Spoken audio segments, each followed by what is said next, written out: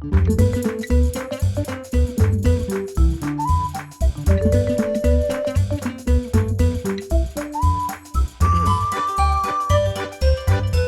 amigos, ¿cómo están? Hope everybody's doing well. This is episode 63 of the Language Tutor Spanish podcast. I appreciate you hanging out with me. Well, on this podcast, we are practicing the conditional perfect tense. Something would have happened, but something else happened. So usually we're mixing the preterite with the conditional form of the verb haber, and that makes the conditional perfect, right? All right, so we're going to practice what we did on episode 63 of the YouTube channel. First thing I want to do is kind of do what we've done in the past and let you practice those forms of haber in the conditional tense with each one of the pronouns. So I'm going to call out a pronoun, and I want you to tell me what form of haber in the conditional tense would go with that pronoun, okay? So let's start it out with usted. And that would be habría. All right, the nosotros form. And that is habríamos. All right, up next is the ellas form. And that is habrían. All right, what about the vosotros form? And that would be habríais. And what about the él form? And that is habría. All right, the tú form. And that is habrías. All right, the yo form. And that's habría also. Up next is the ustedes form. And that's habrían and the ella form. That is also habría, and finally the ellos form. And that is also habrían. All right, for our next and final practice on this episode, I want us to just simply put some sentences into the conditional perfect tense. So what I'll do is call out some sentences to you in English, and I want you to put them into the conditional perfect in Spanish. So I'll also give you some context clues. The first sentence is going to be this: I would have been at school today, but I woke up late.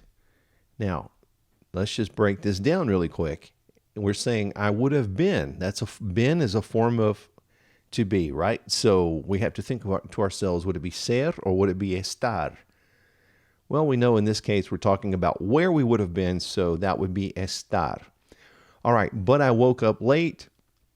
So that would be despertar, the verb despertar, and it's also reflexive. So you got to put all that into the past tense as well. So here we go, one more time. I would have been at school today, but I woke up late. Put that into Spanish.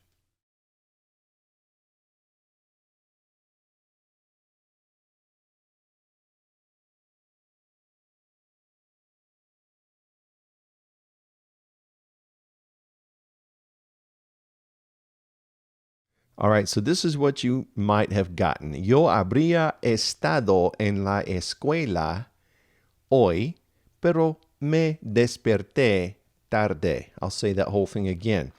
Yo habría estado en la escuela hoy, pero me desperté tarde. All right, very good. I bet you nailed that one. All right, let's do the next one.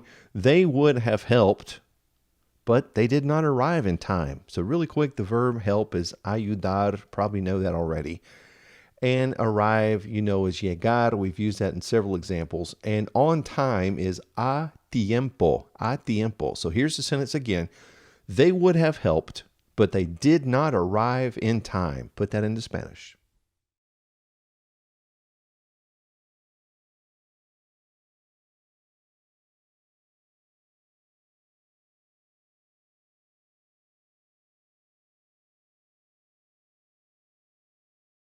Okay, and hopefully you got this. Ellos habrían ayudado, pero no llegaron a tiempo. Okay, one more time. Ellos habrían ayudado, pero no llegaron a tiempo.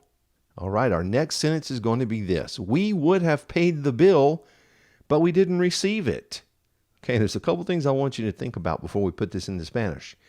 First of all, you know, pay is pagar. The bill, in this case, let's use the word la factura. La factura.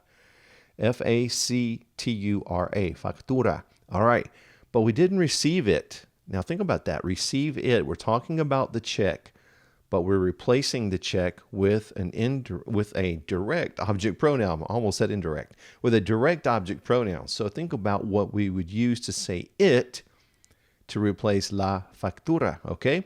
So with that in mind, once again, here's the sentence.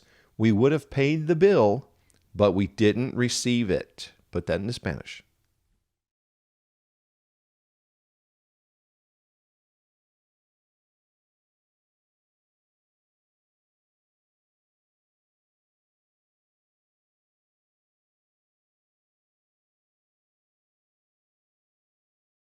Okay, hopefully you got this. Habríamos pagado la factura, pero no la recibimos. Yes, we used la to say it, and remember it goes in front of the verb whenever we just have a normal conjugation like that. So, habríamos pagado la factura, pero no la recibimos. All right, our next sentence would be this. He would have lived in San Juan, but it was very expensive. Okay. Now, I don't really know if San Juan is expensive or not, but who knows? We'll just say it for the purpose of practicing.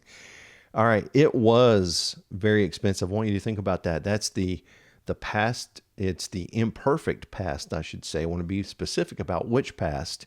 It's the imperfect tense. And it's ser because we're talking about the way things were. It's expensive or it's not. That's just the way it is. It's not a temporary condition.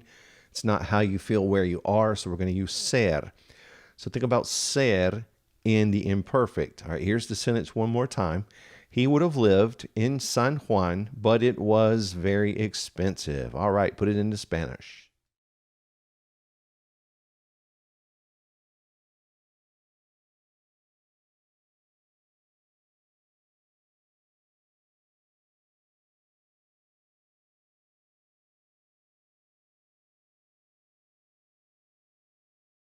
All right, hopefully you said, él habría vivido en San Juan, pero era muy caro. Yes, we use era to say it was with ser.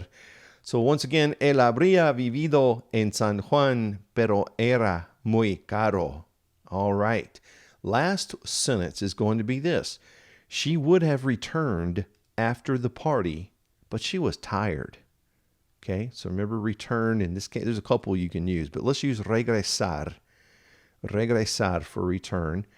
And here's the sentence one more time. She would have returned after the party, but she was tired. Put that into Spanish.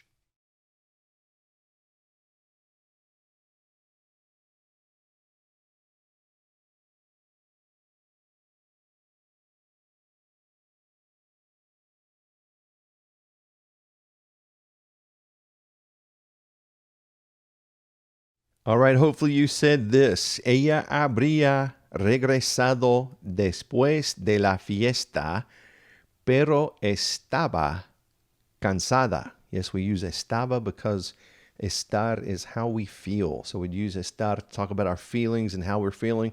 So it's ella habría regresado después de la fiesta, pero estaba cansada.